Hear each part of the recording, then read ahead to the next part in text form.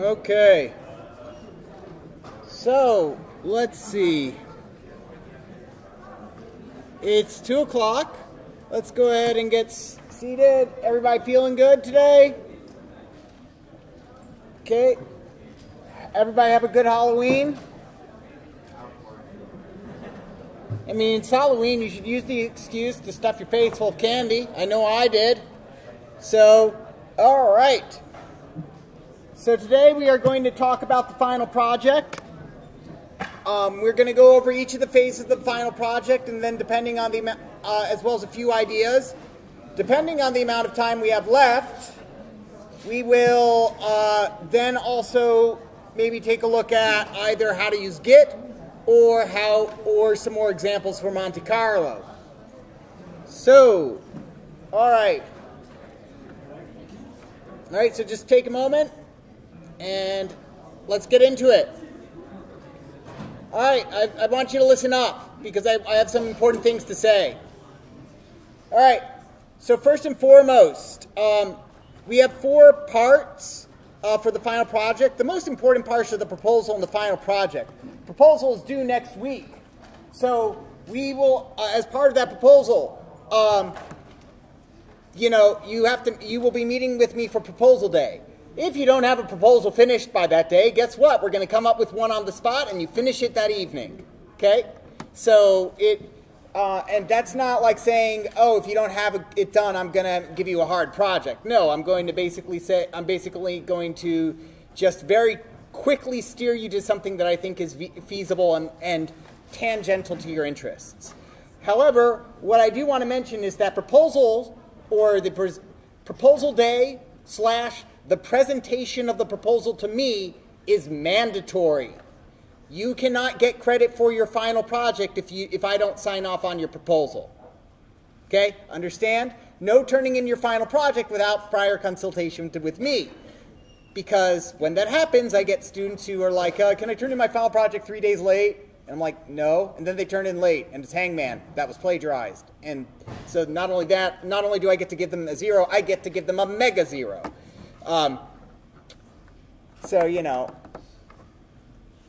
Anyway, but proposal day is to basically make sure that you don't come in with something too easy or too hard. If you do come in with something too hard, we can either trim that down or we can just see how far you get, because even partial results can be exciting. Okay? But if you cannot make it to proposal day, which I'll discuss in a bit, aim to meet with me beforehand. Okay? So, like on the Wednesday beforehand or the Monday beforehand, I'll meet you over Zoom to make sure that's taken care of. So, right, if for some reason you can't make it, you have to do it as soon as possible because you don't want to lose any time. Okay, so what is the final project? It is worth 10% of your final grade. And there is no reason to expect that you would get anything less than a 9 out of 10 on it, like 9 points out of the 10. So the climax of the course is the final project. The final project is your opportunity to take your newfound savvy with the programming you've learned, and believe it or not, you've learned a lot of programming, and develop your own piece of software. So the primary objective of this final project, and the reason why I do this, is that we've been moving pretty fast through the coursework, and technically I've taught you everything I feel like I need to know to get you in 1068. And there's a few more tricks that I would love to go over, but for the most part, we're done with our curriculum. So rather than go over some of the more theoretical stuff like sorting, big O notation, things that really wouldn't be used to people taking this as their only programming course, I figure let's do something that everybody's going to enjoy, which is doing what you want to do. Now, unfortunately, everybody wants to do something different, so everybody's going to do something different. But the entire objective is to learn something new that you would normally not get the chance to do so in class. So long as you're drawing upon the course's lessons, so in other words, so long as you're programming, the nature of the course is pretty much up to you, as long as subject to my approval. You may implement your project in any language. So you might be most comfortable in Python, but you'll quickly learn that learning a new programming language won't take too long. Not that long of an investment to learn a new programming language. You can use any infrastructure, or so long as I can have access to any hardware or software. What that essentially means is that you can't say, I made something great and amazing and awesome and world-changing, and I'm like, great, can I see it? No, it's in the repair shop now. None of that. No. So if you're working with proprietary information from like your company, A, get approval from your company, B, let me know so we can have, so I know what you're working with.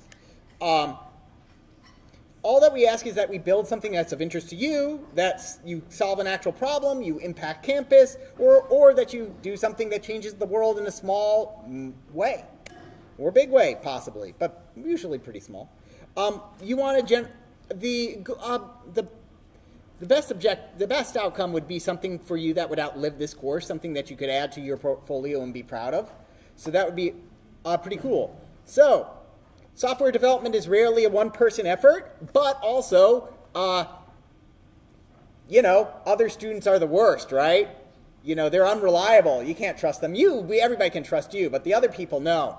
So I totally get it if you don't want to work with other people. So you can, you have the opportunity to collaborate with 1 or 2 other people, or nobody. You can do it by yourself.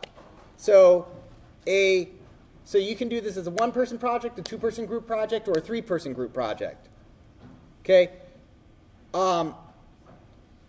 Basically, we expect that everybody contributes equally, although how that equally is divided may vary from person to person.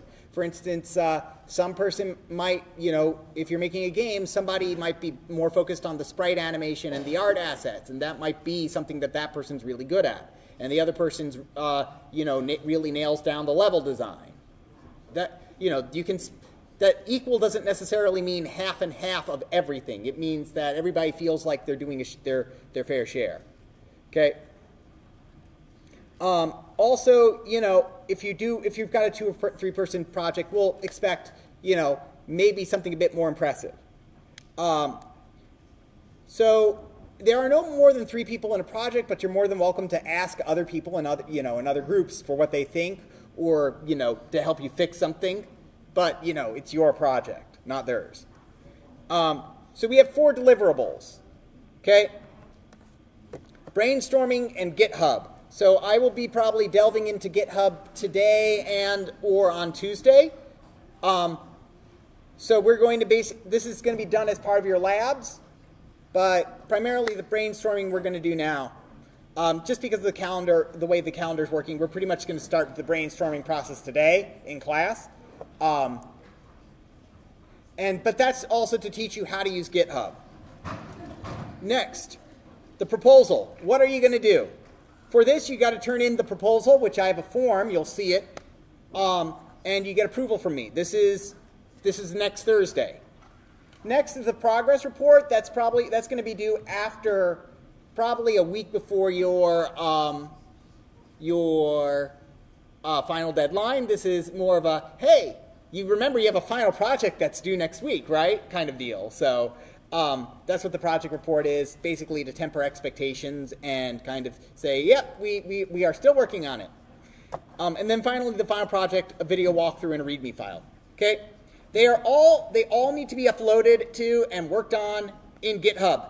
Not doing so is an automatic 0 because GitHub makes it really easy. Don't worry about it. You've got an entire month to get it down. It's really not that hard. GitHub is, we're going to go, I think we'll have plenty of time to go over it today. Okay? Furthermore, so here is the only auto fail clause you have to really worry about. And if you stay on top of things, you don't have to worry about this auto fail clause. Okay? If you don't turn in the proposal by the due date of the progress report, then it's an auto 0 on the final project. Don't even bother. Just don't. Right? Basically, if you haven't told me what you're going to do, and it's a week before the due date of the final project, just forget about it. It's going to be painful for everybody involved.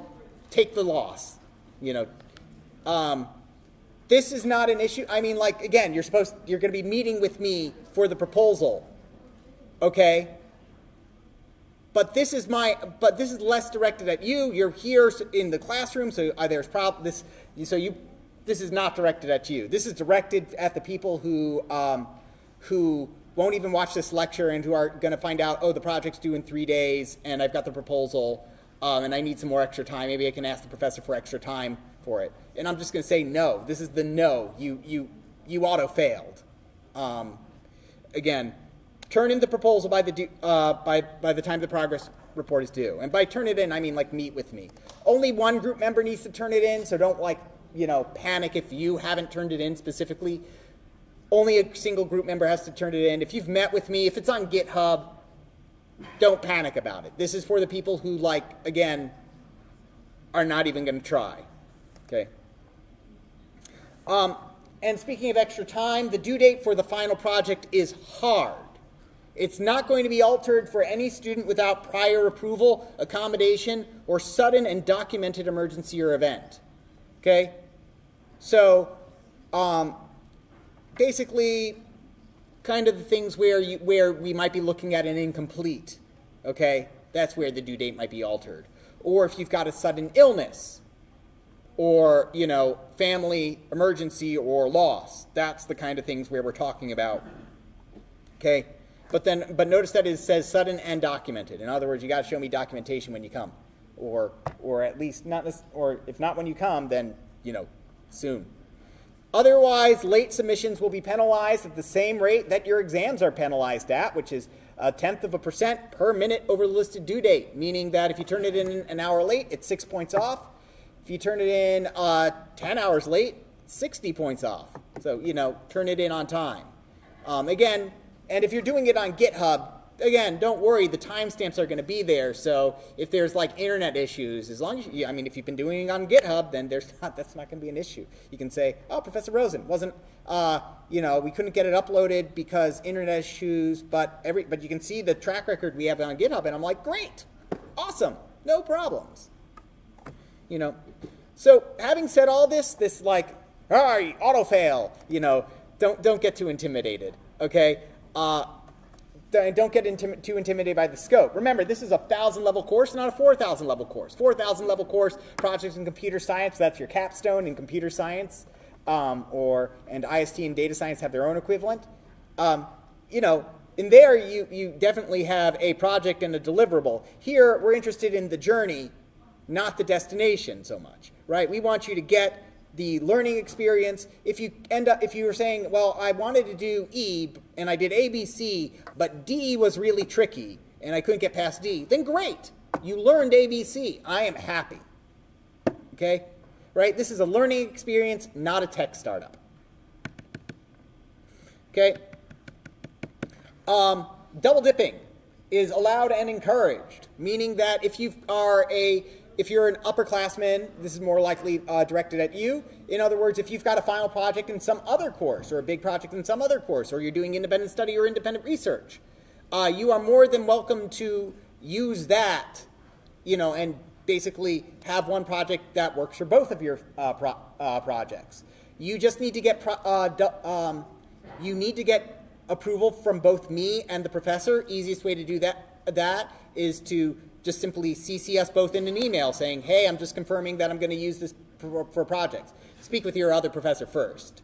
Because technically doing work in one class and then turning it in another class and not being open about that's a form of academic dishonesty. Here you're being open about it and getting permission. It's not academic dishonesty. Okay? Okay. So I have partners. How does turning in stuff work? That's an excellent question. There only needs to be one GitHub project. In fact, there should only be one GitHub project. But for every part on Canvas, ideally it's easier if everybody links to the same thing or turns in the same document, so we don't accidentally give you a 0 for a missing grade that I have to go back and fix. If we do give you a missing grade, but you did a 0 for your grade because it's missing, then we just go back and fix it later. Don't panic about it, okay? Just email me and let me know, okay? Or at the very least, if you don't turn in something, tell me who did turn it in, Then that will be super easy because we can just check that person. So again, my project's not done, and it's 6 hours before the due date. can I just turn in later? And so barring medical emergencies or sudden and pressing circumstances, no. I'm basically lenient with all the deadlines except for this one, okay? Late projects are subject to the blank late penalty, right? Point being here is that, again, if you don't, not having a finished project and just showing me what you've got done is okay. People I've failed, maybe, I can probably count the number of projects that have been turned in that have gotten less than 70 on one hand. And that hand was a very clumsy butcher's hand. Okay, so most people who turn in their projects, they will, you'll get at least a 70. The vast majority get 90s. Okay. So what should I do if my project isn't done? Turn in what you have. Turn in what you have. Don't care, just turn it in. Always turn in your work. Don't leave it blank. I can't grade nothingness. I want to do Hangman as my final project. This is a common one for proposals, or tic-tac-toe, to which I say no. Hangman is way too easy. It is a super elementary, that is actually a classic kind of homework in intro classes. We just didn't do it in this intro class because we have other problems that I like to focus on, like turtle stuff. And it doesn't require learning anything new. Now,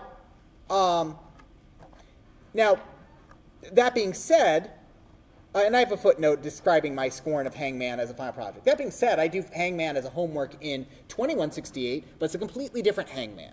And that one is a Hangman that the computer cheats.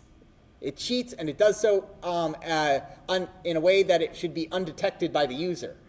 So that's a very interesting experience, I think, and that requires use of dictionaries, and it's awesome.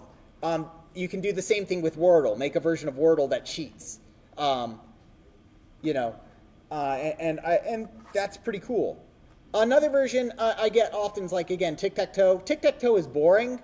Again, classic kind of homework.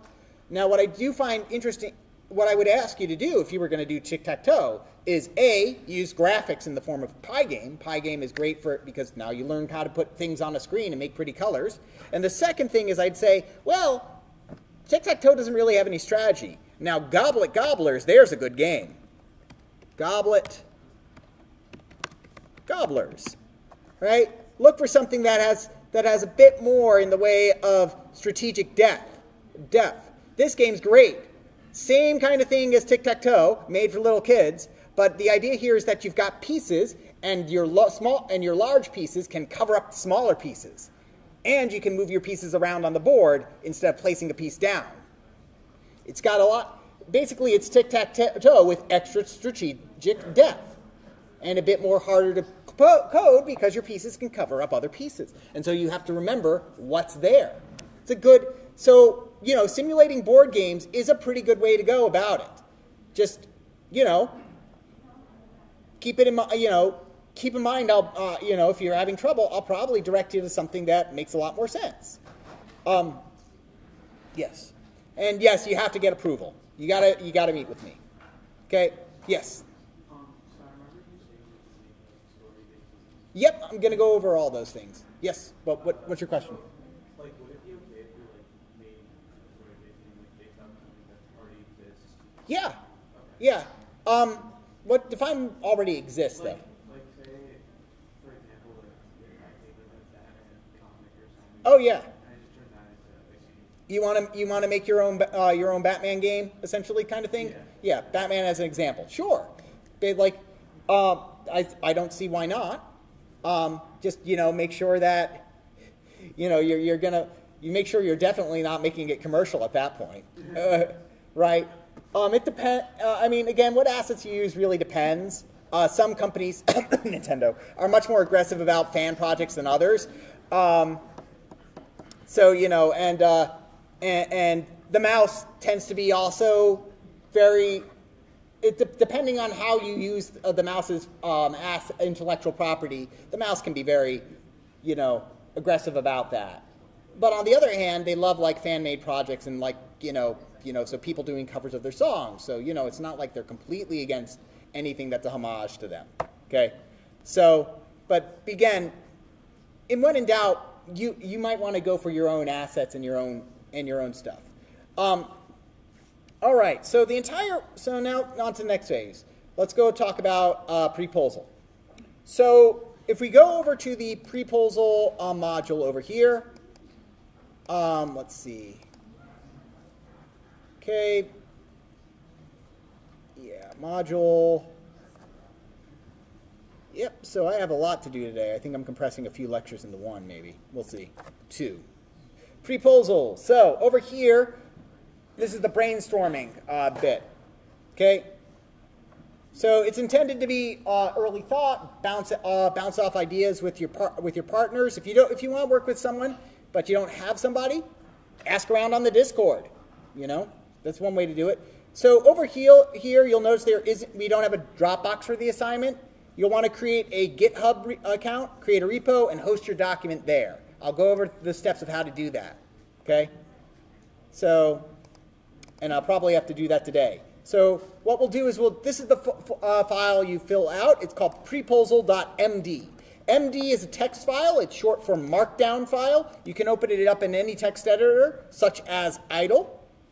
And what it is that it's just a very easy, clean way of doing text that will get rendered by a lot of pages. And when you finally get around to opening it up, this is what it has inside of it.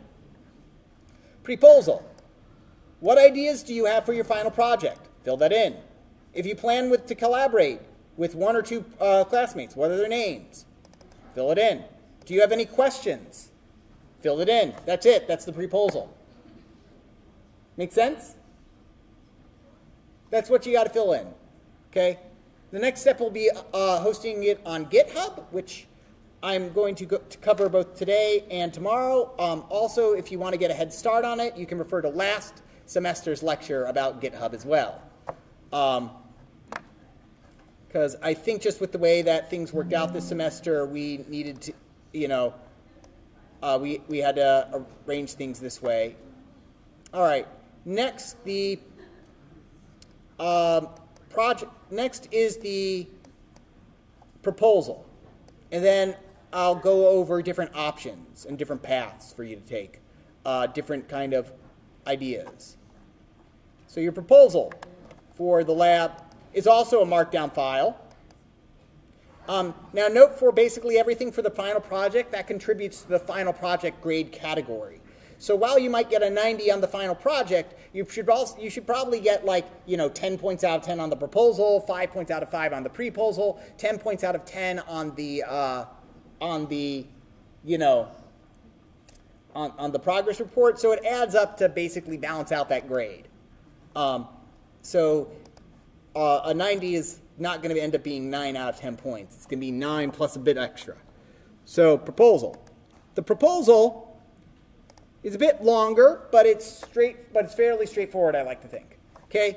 This is what you'll be turning in on next Thursday. What will likely be the title of your final project? In just a sentence or two, summarize the project. This, if you were trying to explain it to your mom or grandmother, this is what basically where you put that in, kind of description there. In a paragraph or more, detail your project. What will your software do? What features will it have? How will it be executed? In other words, if you were trying to explain it to another programmer, that's the explanation here. First explanation is for mom. Second explanation is for me. Make sense? Okay. If you're planning on combining this with if you're planning on double dipping, please talk about that here.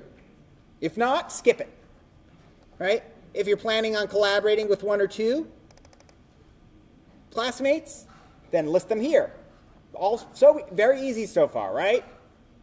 Okay, the hardest part so far was in a paragraph or more, and honestly, more than a paragraph probably won't be necessary, right? Okay. And now here's the actual meat, which is in the world of software, everything takes longer to implement than you expect, so it's not uncommon to finish less in the fixed amount of time than you had hoped. So we define so I want you to kind of brainstorm 3 kind of outcomes. A good outcome, a better outcome, and a best outcome.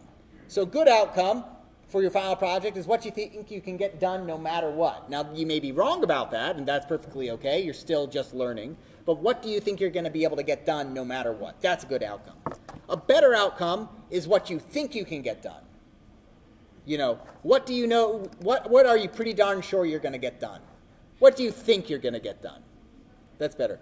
And then this final one, the best outcome. This is if the stars align and everything goes smoothly and there's no errors whatsoever. You know, how is it going to work? You know, how is it going to work out? This is not, I don't expect this to happen, right? But who knows? In a paragraph or more, outline your next steps. What new skills do you need to acquire? Do you need to learn a new programming language or something? Do you have to learn a framework? What topics do you need to research? If you're working with one of two classmates, who will do what? Will you all need to learn a programming language? Probably, if you're all working on the same thing. But if, like, again, if we're talking about putting in terms of like splitting up responsibility on a game, maybe one person's going to need to learn how to do sprite animation and graphic assets, you know, and have to look in that kind of thing. Whereas another person might have to start looking at how to make sounds and stuff like that. Okay? And that's it. That's all you have to really turn in. Now, I know a lot of you are like, well, I don't know what to do for my final project. Okay? So I believe I've shown this to you already, but under Module 11 are tracks for you from CS50. They are full, they have almost completely finished tutorials. What I mean is that basically they've got everything but the last part, which is left as an exercise for the reader. So let's see. Next, so if you go and look at the tracks overview, right? They have games, mobile apps, and web. You can use any of these as the basis for your final project, okay? Each track has about 2 weeks worth of content in it, video content, about 4.5 hours worth of lecture, okay? But it's 4.5 hours worth of walkthrough, like showing you how to build it up from scratch, like going from no knowledge on how to build a website to having fully fledged kind of, you know, a fully fledged website. The topmost level of it has the so the topmost level of modules, like games, that will have all the videos for games. This is video lectures on how to make games in Lua with Love. Now, you don't have to do it with Lua and Love if you want to do games, but basically if you're like really not sure where to go, here's a fully fledged tutorial for you to work with, right? I'll come back to games later because that's probably the area where I can talk about the most. For mobile app development, right, we have videos for iOS and for Android, okay? Might be a bit, they might be a few years out of date in terms of the latest version of what that is, but that should not matter, okay? Again, and that is if you want to make a smartphone app, right, on iOS or Android respectively. They've got the first 3 video series, you can basically create a Pokédex app, you know. The second one, the next video series is, well, we'll teach you how to do what they call 50-gram, which is basically filters, video, like Instagram filters, and then a note-taking app for the last one. So there's different bases you can use. If you use these as your final project, what you'll want to do is put your own independent spin on a lot of these, and I'll talk about that in more detail.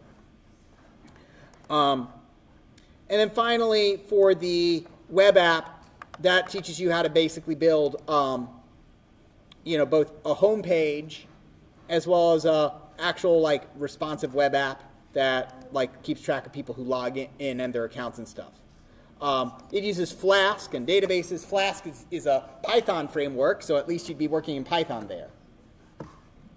Okay.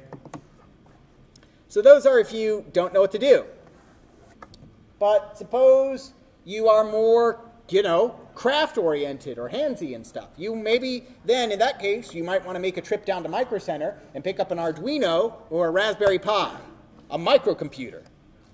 Raspberry Pi are basically $30 computers, about the size of a credit card. Ooh, they're up to 5 now. Awesome. And you can do some really cool tricks with them. and you can program them, and you can program their hardware in Python. What can you do with them? There's a ton of different projects for it. One project that I'm fond of is this laser tripwire. All it is just a well, let's go ahead and see. Hold on one second. That is going to be, let me go ahead and change I need to change the audio device. Here, speaker. Let's see how loud this gets. Very loud. Okay. Laser pointer gaffer tape to the skirting board, and if we look over here, I've got my Raspberry Pi sitting in this box with the straw sticking out there and the laser pointer shining into that. If we want to make sure that the laser's there, what we can do is we can turn the lights off, and then we can blow a little bit of flour.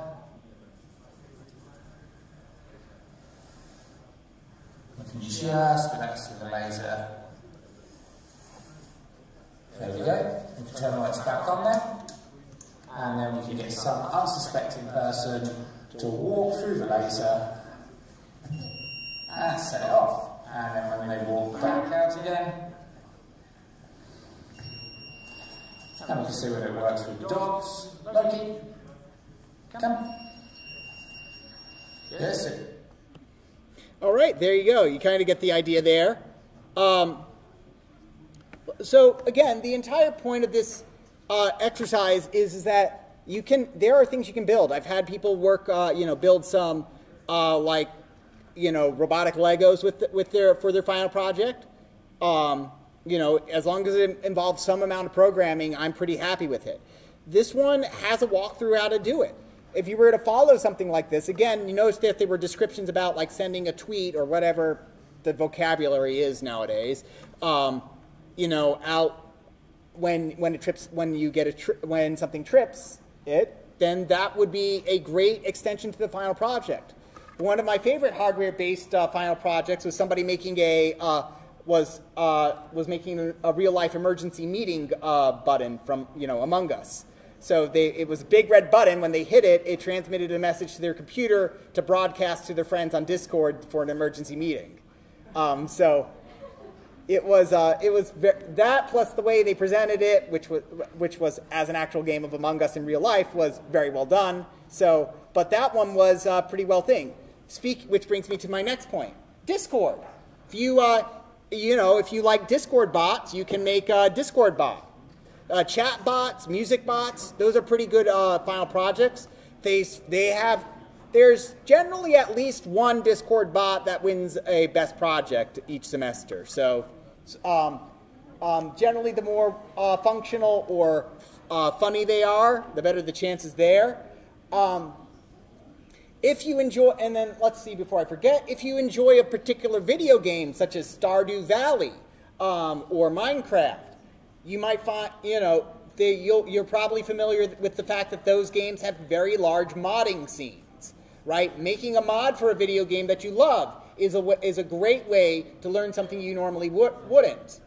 There's a number of programmers who have gotten their start, creating mods for video games that they're passionate about. Okay. Speaking about now, we mentioned about adventure games. Visual novels, if you're more into, if you want to basically flex the fact that you took an English class, you can try a visual novel instead. RenP is a great platform for creating visual novels. Just keep it down, please. Visual novels, which again are, essentially choose your own adventure books, but with pictures. And because it's a program, you can do a lot of things like create mini games inside the game itself. There is its own little script, but you can insert your own Python programs into it. It's all in Python. So this is a great way if you're not sure what to do, then try making a visual novel. That's a great way to just that's a good, safe way to get an A, I should say. It gives you a chance to be self-expressive in a way that you normally wouldn't. if you want to learn like a game engine that gets used for commercial reasons, I would recommend using one of the big ones, either Unreal or Unity, or if you want to use something open source, Godot is I hear great things about. That's open source. Those frameworks have may or may not require you to learn your own the programming language underneath it, like C++, but it's a pretty good way to go. If you're in the music business, right? If you understand, if you know the term DAW, if you know what I mean when I say that, you might be interested in making that or working with that. If you've used FL Studio, that has a Python interpreter built into it. Yes, it does. It's tucked away in there. If you use Reaper, RiaScript is its own programming language. I think that's based off of Lua. And then there's the Juice framework for making your own virtual instruments. There's also Pure Data, which is a lot like Max MSP, those of you coming from Ableton. So there's a lot of different directions you can go. So I see I've got a lot of people, excited people talking about this. Any questions about like different ways to go with this?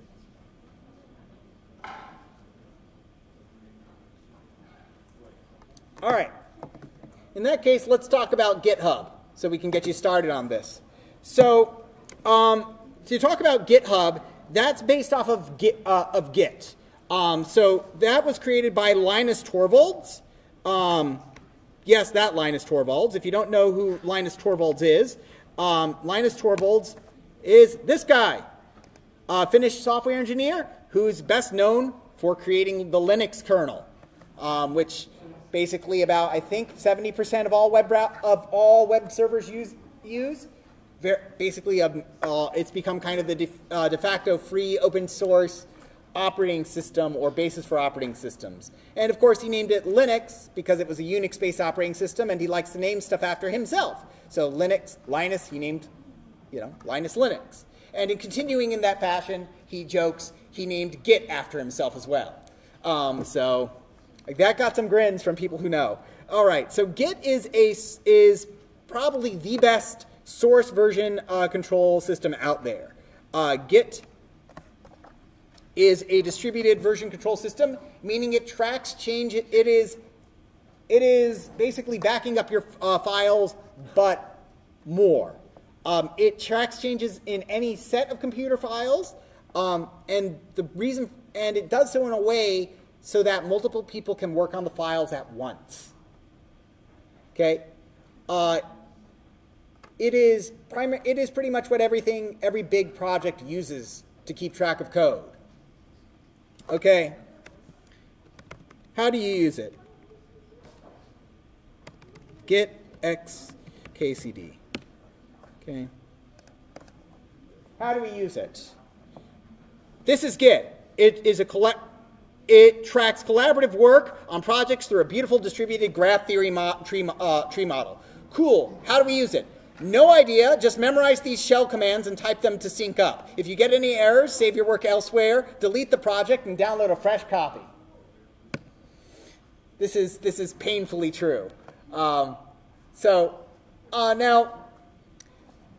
Git is pretty awesome, and I would normally take the chance to kind of talk to you about how to use the command line to do it, but I want to make sure I have enough time for everything. But suffice to say, there are desktop apps for GitHub. GitHub is basically a free place. Now, you could use Git locally, but nobody really does that. What you use Git for is to sync changes with the remote server. Typically, that server, in this case, is GitHub. Well, it used to be independent, and it got bought by Microsoft a while ago, but I mean, it's been fantastic. Microsoft and the open source community. Who would have thought it? Actually, Microsoft's been very good about the open source community recently.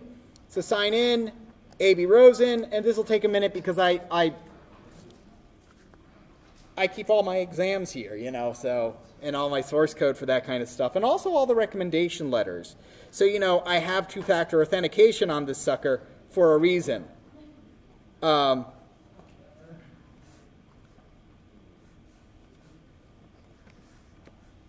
There we go.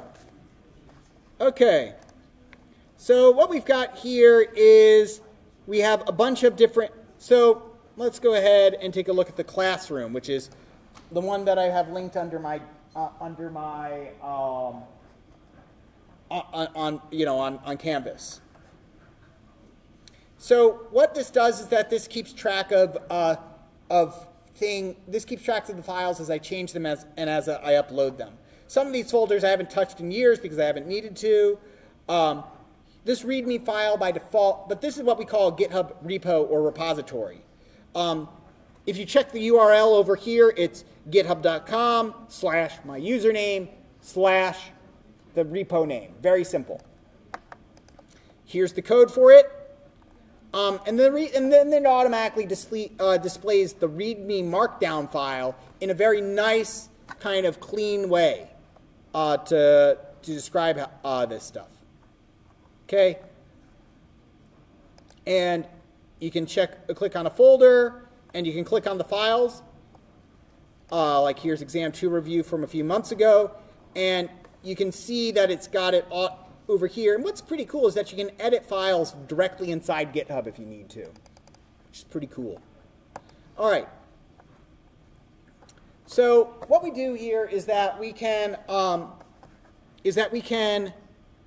so let's say you create a new account on GitHub. It's completely free. If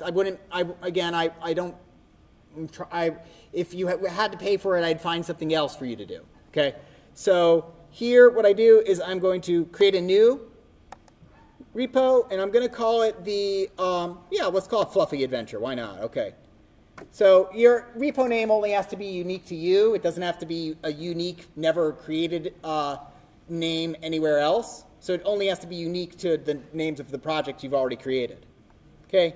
You can make it public or private. Let's go ahead and click Add a README file.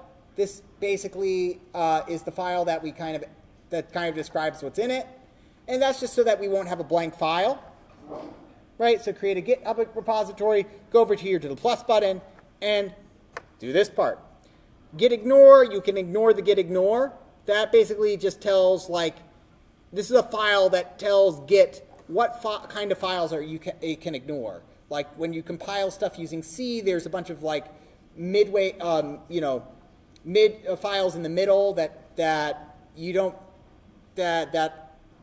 don't really do anything and wouldn't make sense to upload, so they get ignored. Choose a license. A license tells people what they can and cannot do with your code. That's important later. For right now, I would choose either MIT or Apache. Sorry, I would choose MIT or the LGPL. MIT's, though, generally a straightforward license. It's not really something you have to worry about. I will talk about that very briefly in a later lecture. But that has to do with intellectual property and your intellectual property rights. Okay. And then that's it. Hit Create Repository. Okay. The classic way for me to do this would be to take, let's see, would be to take this, go into my terminal, and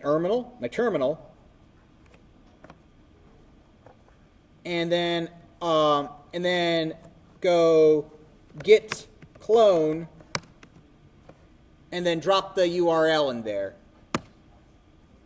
and then that would download it.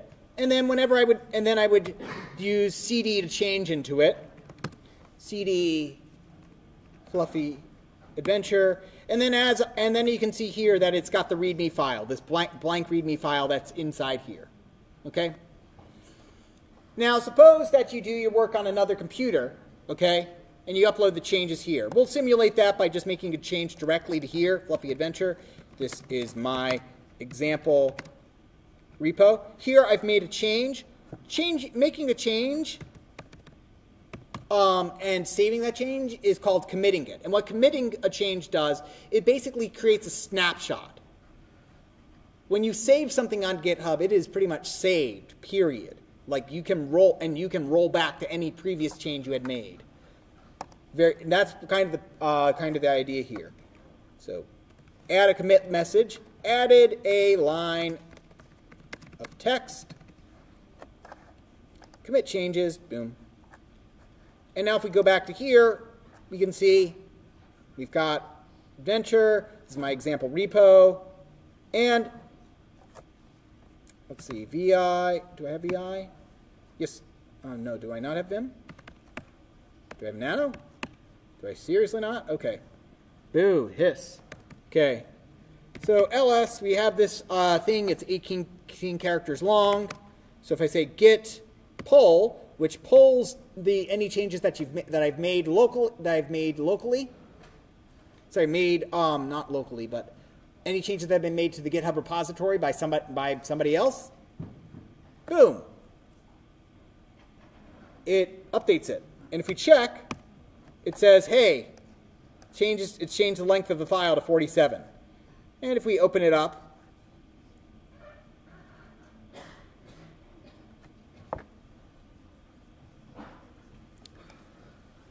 documents. Oh, it's not in documents, it's in the, this is annoying. It's in my, yeah, there we go. There we go, and now we need, where? Fluffy Adventure, there we go. And there it is. Okay. Also notice that over here, if I open up in VS Code, it says, hey, we notice it's inside a Git folder. Do you want us to download the extension so we can take full advantage of that? So you can do all the Git operations inside of here?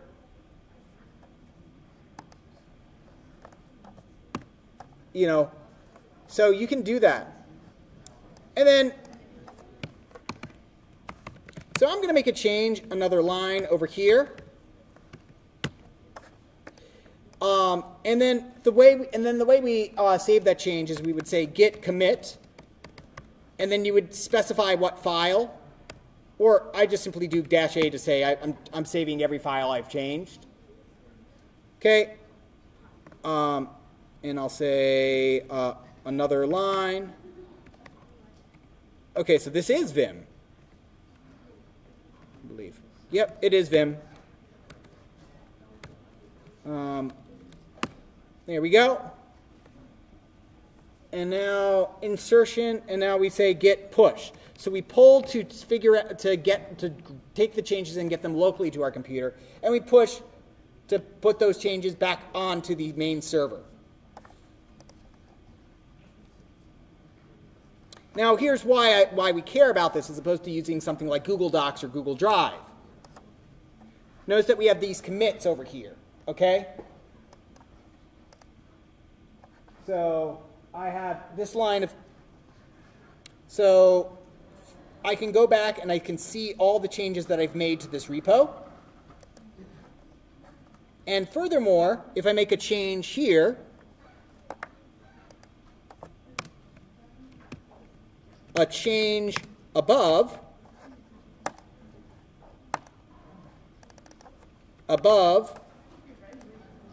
okay, this is where it gets fun and fancy. A change below, save,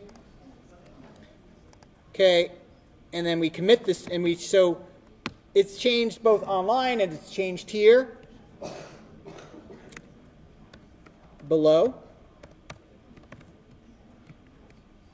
Okay, right quit,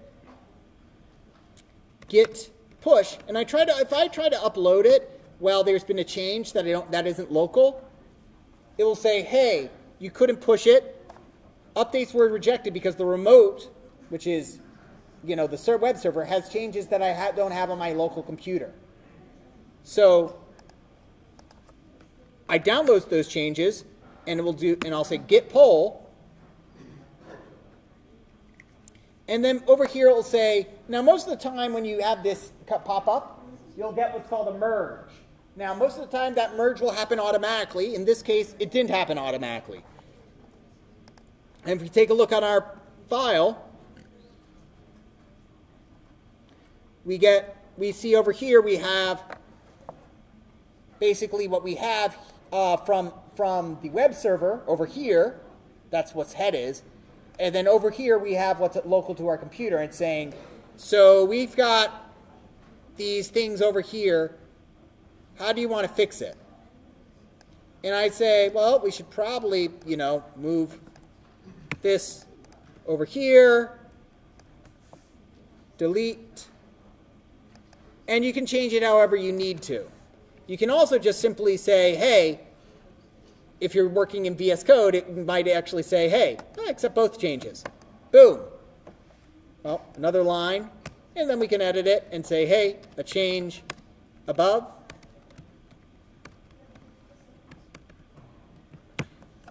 Should have been a bit more judicious about how I did that, but hey. And now if I try to say git, and then I make the changes, git commit, I merge, I've made a change.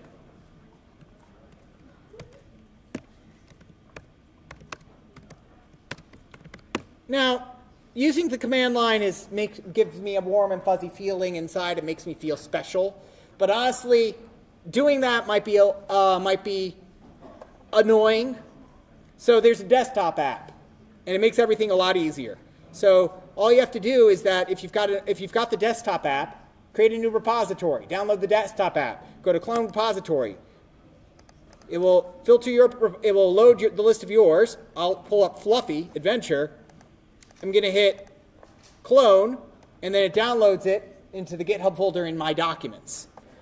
And then show in Explorer, and look there. There's the file over there. Different copy of the file, but it doesn't matter. And now I can make my changes over here. So I can make my changes over here. Final change. Hit this button, save it, and now if I go over here to the desktop app, it detected, oh, that file that I'm keeping track of, it changed. Final change, commit, and then you can hit the push button. Here I'll just do one more thing. I'm going to create a new file, new hello.py, just so I can have actually something in there. So if you create a new file, yes, I know what I'm doing. If I create a new file, print hello.py, okay, and it detects the file, and again, I just simply add the change in, and it says, hey, you've made 2 local commits. I can push them both. And then to download, to like pull stuff, you just hit the fetch origin button up here. Cross-platform, makes it easy. It's super easy to use, especially, and it makes it good, and it makes it again an easy way to coordinate. If you have any issues with GitHub, please let me know. Okay, one weird final thing that I might pitch as a final okay, for you is maybe you are working on a giant term paper or a very long report. And to be honest, you're tired of basically having to change the formatting and the bibliography and stuff like that. I would like to introduce you to LaTeX, which is spelled like latex, but but you can tell a lot you can tell if somebody's a programmer. If you type in LaTeX, and this is the result you get, which is programming information. So LaTeX so LaTeX was developed by Donald Knuth. Knuth is awesome. Oh no, Leslie Lamport, but he worked. I think it was Knuth who did tech, right? And it's kind of its own language for creating papers and stuff like that, for doing proper rendering of stuff. If you want to take the time to learn how to use LaTeX, which is the de facto way that papers are written in the scientific domain, yes, basically almost all papers in science are written in LaTeX. Because for the longest time, Word would not render math equations very well. Like when I was in school, when I was in in middle school, trying to get Microsoft Word to do math equations and make it look good was terrible. Now it looks great, but back in those days it was terrible. But here, this just hammers it out, no problem whatsoever, and it does so in like a very clear and beautiful way, right? It does it. This is what your math professors most likely use in their handouts if it doesn't look like it was written in Times New Roman. It was most likely done in LaTeX using. So if you want to take the time to learn that, sure, why not? And that plus BibTeX basically means you never have to worry about figuring out how bibliographies work again, because you can just simply point, this is the source, this is how it works. The computer isn't going to be wrong here about bibliographies. It's pretty cool. All right. So, questions. So let me talk about some different projects that I've seen in the past that I thought were good. Best project last year was a game in the form of WarioWare. For those of you who are unaware, WarioWare is a Nintendo game that is actually a bunch of micro games. We're talking 3-second games, like hit the button, dodge, very simple goals and stuff like that. So what this pair of programmers did, I think it was in Godot, they programmed a bunch of micro games, such as Dodge the Animals, and so they had a bunch of sprites of geese and cows just coming across the screens, and they had taken a picture of themselves and they animated, going up and over these things, and they made very, the design choice was deliberately terrible, deliberately bad animations, deliberately corny kind of stuff, which, and because it was deliberate, it worked. It was pretty good. Made me laugh a whole lot. And it was a great final project there. Definitely my favorite of last semester. There's been a couple of other just kind of, infinitely repeating games, such as a platformer that basically where you're constantly at risk of falling off the screen and you're just trying to jump from one platform to the next. Those kind of things are very good.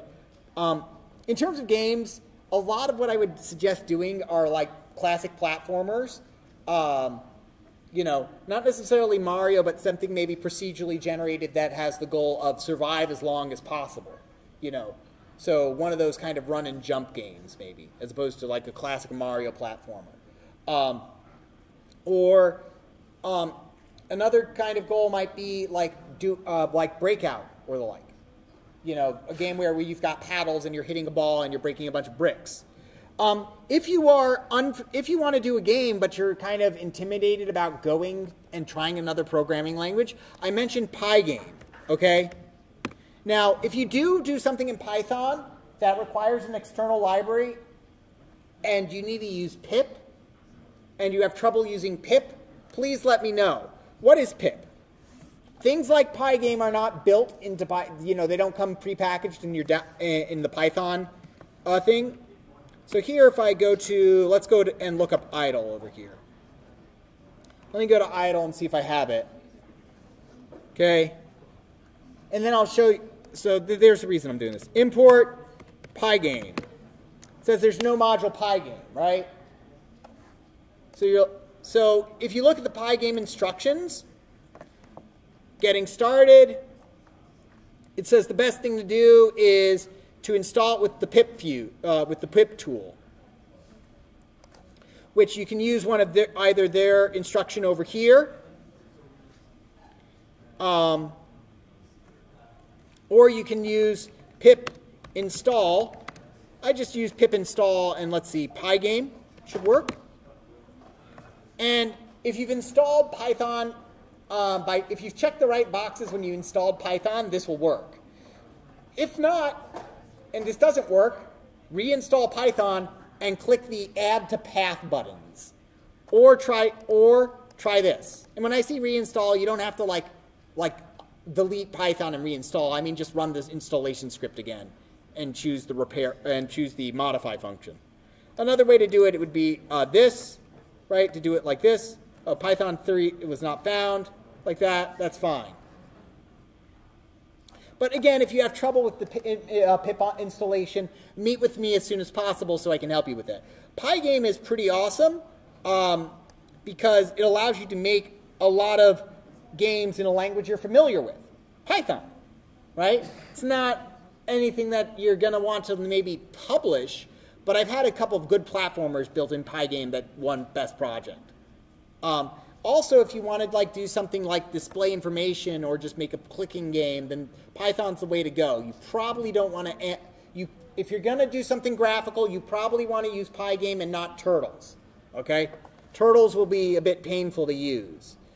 Turtles is very specific kind of ideas. Now, if you go to automate the boring stuff again, right, which is a textbook that I've linked in our syllabus, and we're going to take a look at it after exam 3. Sorry, actually not exam 3. After exam 2, there is no exam 3. We're going to take a look at this after exam 3. Excuse me. Exam 2. Geez. We're going to take a look at this after exam 2. And we're going to take a look at the regular expressions chapter from here. But he's written a bunch of other free books that you can find on the bottom, including Coding with Minecraft. And then he's got Making Games with Pygame and Python. It's a book, physical book. You can buy it, but also he's got a bunch of games here. But he's got a bunch of games here, such as like Slide Puzzle, you know, like your classic slide puzzle game that he has the entire source code for, and he walks through how he built the game in and he walks through the entire source code like block at a time to say, okay, this is what am I doing in this code? And obviously you can't just copy and paste, you know, the project. But you can use this as kind of as inspiration to kind of get ideas. Obviously, don't turn like in a version of this where the colors have been changed. But if you maybe, you know, created instead a version of this game that let me choose, did I want to do a 3x3, a 4x4, or a 5x5, you know, and added some functionality and make it look maybe a bit nicer, then yeah, then totally. Right? Similarly, like here's like Tetris, right? Tetris is pretty cool. There's a lot of different variations you can try to do with Tetris. Look up the variations for Tetris. Used to be the most popular game until it got dethroned by Minecraft. Or best-selling game of all time, not most popular. So, but making your own Tetris clone and adding things to it, maybe music, sound effects, power-ups maybe. Power-ups are always a great way to add your own spin to a game. So, you know, there's great ways to do that.